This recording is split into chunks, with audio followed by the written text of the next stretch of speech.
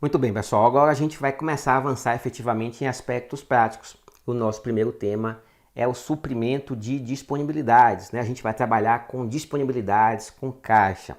Sempre me perguntam se é preciso estudar contabilidade primeiro ou estudar auditoria normal primeiro para poder avançar nesse tema aqui.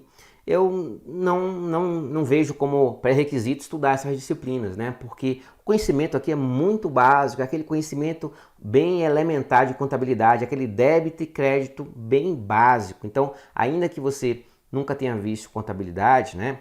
Você vai conseguir perceber aqui. Claro, se você já estudou contabilidade, pelo menos o débito e crédito, né, da contabilidade geral, será útil aqui para você firmar os seus raciocínios. O que é que a gente tem na auditoria fiscal a partir do estudo desse tema, suprimentos de disponibilidades? A gente começa a entrar num aspecto prático.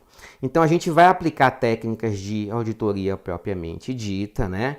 E aí esse conhecimento aqui vale para qualquer prova de auditoria, a auditoria normal também. A auditoria normal que eu falo, pessoal, é a auditoria independente, auditoria contábil, a que tradicionalmente aparece aí na maior parte dos concursos, né? Então a gente vai aplicar técnicas de auditoria no exame das contas e vai confrontar com a legislação específica do tributo. E aqui eu não preciso confrontar, né, com a legislação específica do seu ente, né, do ente que você vai fazer o concurso. Eu posso confrontar em tese, porque todas as conclusões que a gente obter aqui a partir da técnica contábil, né, a partir da verificação de uma informação contábil, a gente pode concluir sobre todos os tributos que têm relação com o ponto de forma automática. Por exemplo, se eu detecto que existe omissão de receita, bom, omissão de receita, nós temos um elemento contábil aí concreto, né? Omissão de receita. O que é que eu vou fazer com isso? Depende. Se eu sou auditor do ICMS, eu vou concluir que a empresa promoveu saída de mercadorias, né? Sem tributação, sem emitir nota fiscal, e vou aplicar as penalidades e constituir o crédito no âmbito do ICMS. Agora, se eu sou um auditor do ISS, né? Eu vou concluir o quê? Que essa empresa prestou serviços, né? Se ela está omitindo receitas, eu vou concluir por presunção mesmo, né? Então, assim, eu não preciso demonstrar, eu vou presumir, a gente vai ver que é uma presunção legal, eu vou presumir que a empresa prestou serviços sem emitir nota fiscal, né? Sem declarar. E se eu sou auditor da Receita Federal, eu vou presumir que ela realizou a sua atividade comercial ali, seja qual for, né? Porque eu sou auditor do imposto de renda, então não me interessa se ela vendeu mercadoria ou prestou serviço, me interessa o faturamento, a receita. Então eu vou concluir que ela vendeu mercadorias e prestou serviços, ou seja lá o que for, sem as devidas declarações ao fisco. Então veja, a partir de um elemento concreto, ó, omissão de receita, eu levo para onde eu tenho interesse.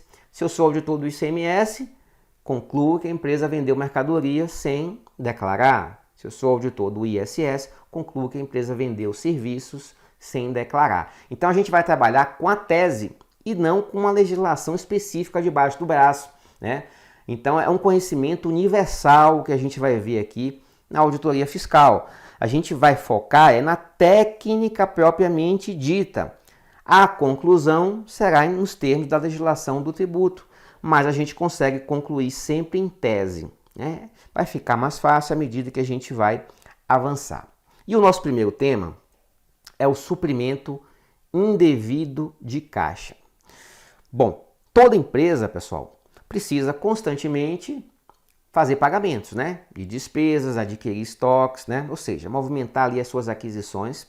E ela também, naturalmente, recebe recursos da sua prestação de serviços, venda de mercadorias, etc.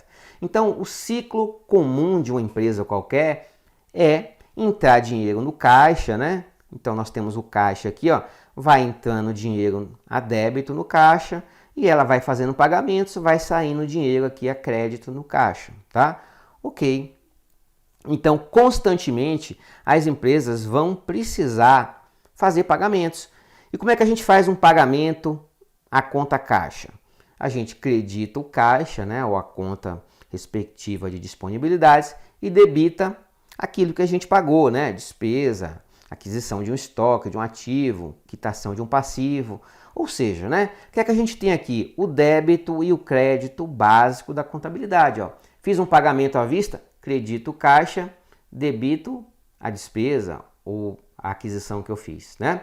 É assim que funciona, eu acho que está tranquilo aí, tá bom?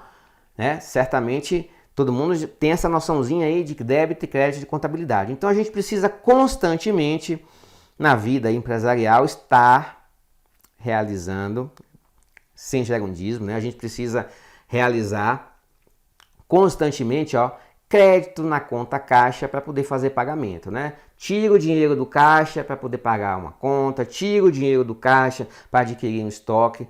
Então eu preciso sempre creditar caixa, né? Se eu estou sempre creditando caixa, o que é que acontece? Esse caixa precisa estar recebendo também, né? Ele precisa receber dinheiro também. Então, ó, o caixa, quando a gente paga, a gente acredita, vou acreditando, mas o caixa não é infinito, precisa entrar aqui nesse lado do débito também, né?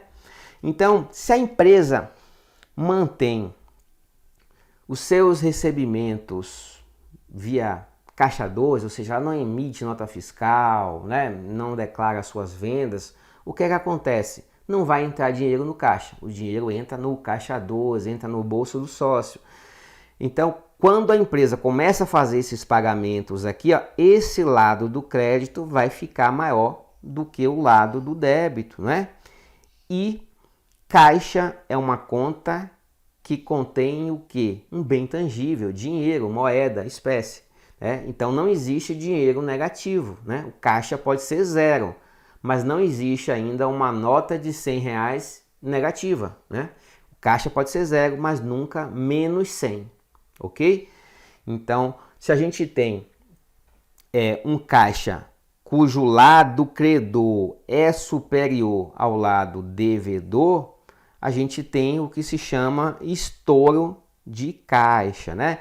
Então, ó, imagina que o nosso caixa que tem R$100, tem uns R$100 no caixa, eu preciso fazer um pagamento de 500. Quando eu faço um pagamento de 500 aqui, o que acontece?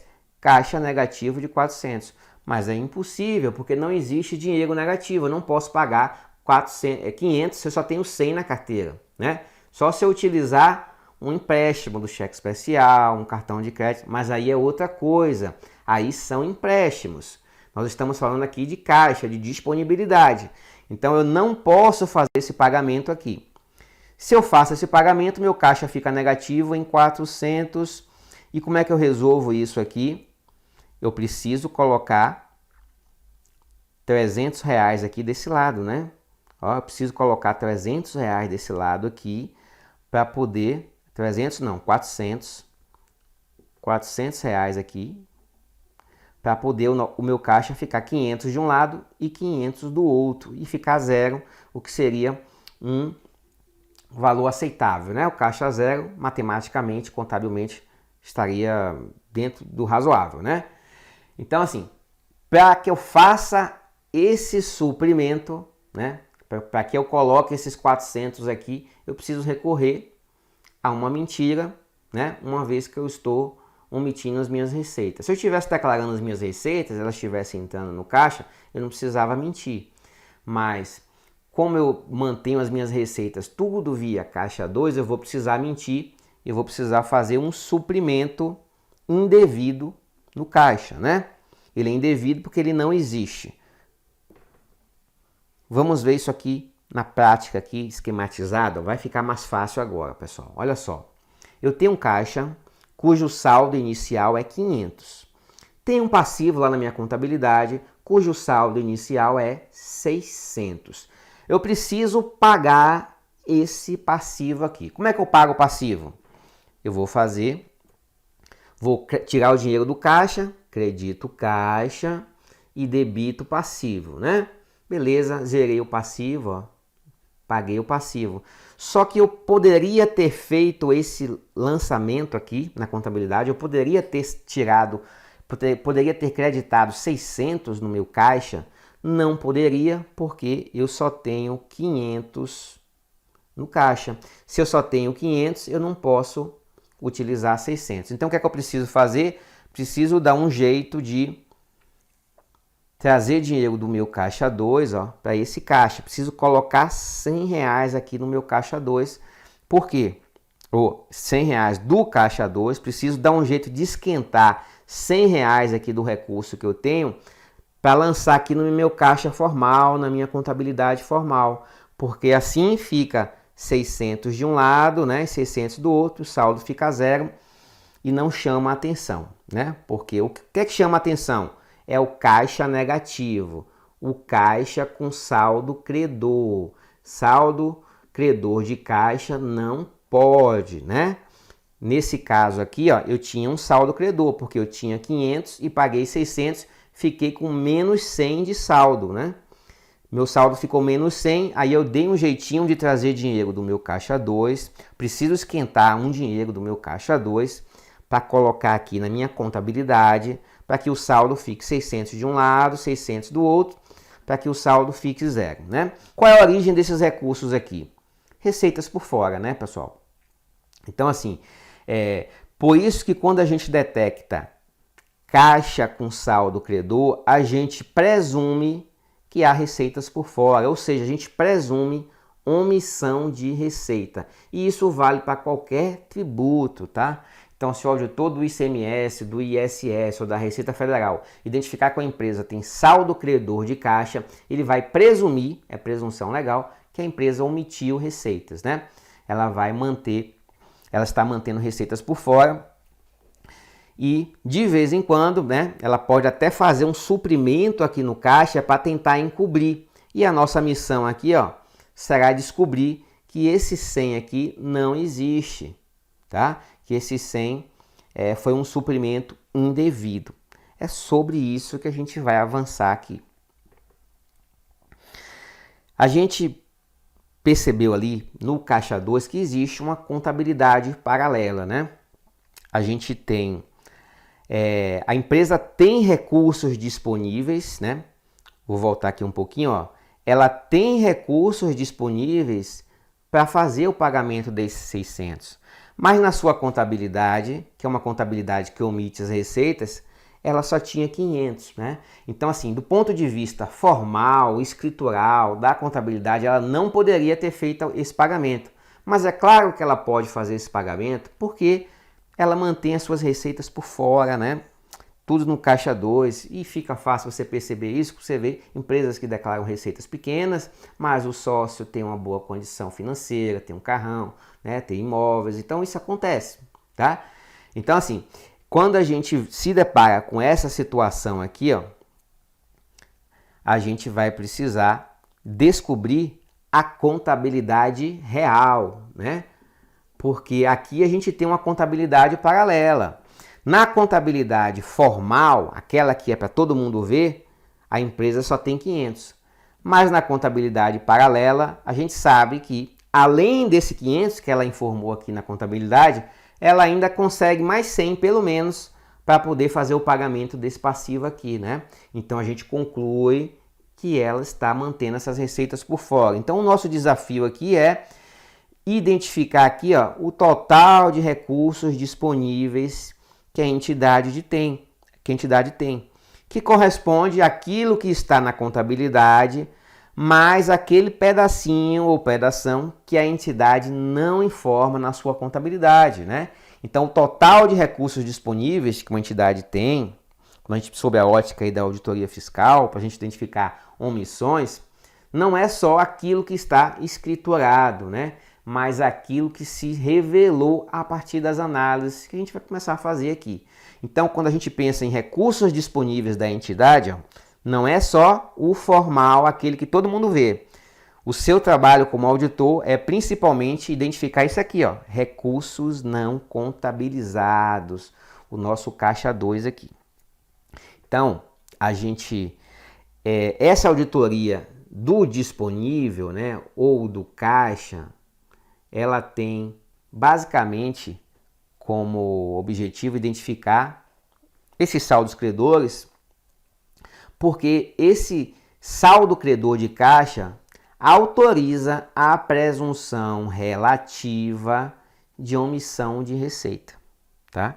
Então, olha só a gravidade disso, pessoal. Se você se depara com uma entidade que tem um caixa negativo, significa que ela está omitindo receitas, porque não é possível você continuar fazendo pagamentos se você não tem recurso no seu caixa, do ponto de vista formal. Claro que no caixa 2 a entidade tem, né? Por isso a legislação, toda a legislação do ICMS, do Imposto de Renda, do ISS, autoriza a presunção de omissão de receita. Então, ó, se o caixa tem saldo credor de 500, significa que a empresa omitiu receitas de 500. Agora, é certeza absoluta que ela omitiu receitas de 500? Não é certeza absoluta. Por quê? Porque a nossa presunção, ó, é relativa, né? Que juris tanto, né? É uma presunção relativa, ou seja, admite prova em contrário. Então, o contribuinte ele pode dizer, olha, meu caixa está negativo 500 aqui, é porque o estagiário fez um lançamento contábil errado. Ok, demonstre, beleza, tudo tranquilo, né? Mas se você não consegue eliminar a dúvida, e o ônus da prova é do contribuinte, né? É uma presunção legal, então o fisco basta identificar o saldo credor. Se eu me deparo com um saldo credor, eu vou dizer, olha, é omissão de receita. Se vire para poder provar o contrário, porque o ônus da prova é do contribuinte quando a gente tem essas presunções. Nessa auditoria de caixa, a gente vai buscar os saldos credores, suprimentos indevidos de caixa e, às vezes, o saldo não chega a ser credor, mas a gente se depara com a situação em que o saldo de caixa deveria ser maior do que o que está lá, o que na prática é uma omissão também, né? O saldo negativo de caixa é uma fratura exposta, não tem nem o que chorar. Mas às vezes o saldo não está credor ainda, mas também revela a infração.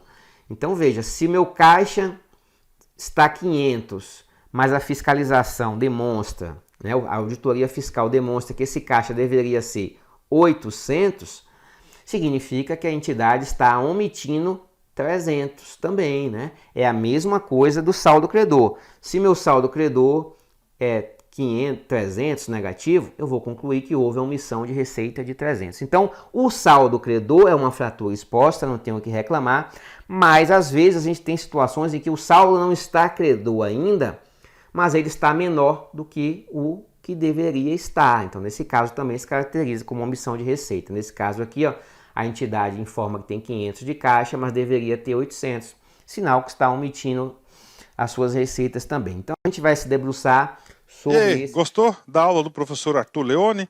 Esse vídeo é um vídeo demonstrativo para que o aluno conheça primeiramente a LAC Concurso e, claro, conheça o nosso grande mestre, professor Arthur Leone, que inclusive é auditor fiscal da Receita Federal.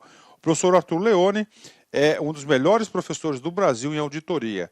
E nós, aqui da LAC Concursos, nós produzimos um curso online super competitivo em videoaulas, completaço de auditoria e também, digo para vocês, e também para aquela questão de nota fiscal eletrônica, SPID e assim por diante, aqui na LAC Concurso. Esse curso nosso, completaço, você assistiu apenas um pequeno pedaço da aula, em torno aí de 20% e 30% da aula, mas a aula toda nós temos o nosso módulo, nossa isolada.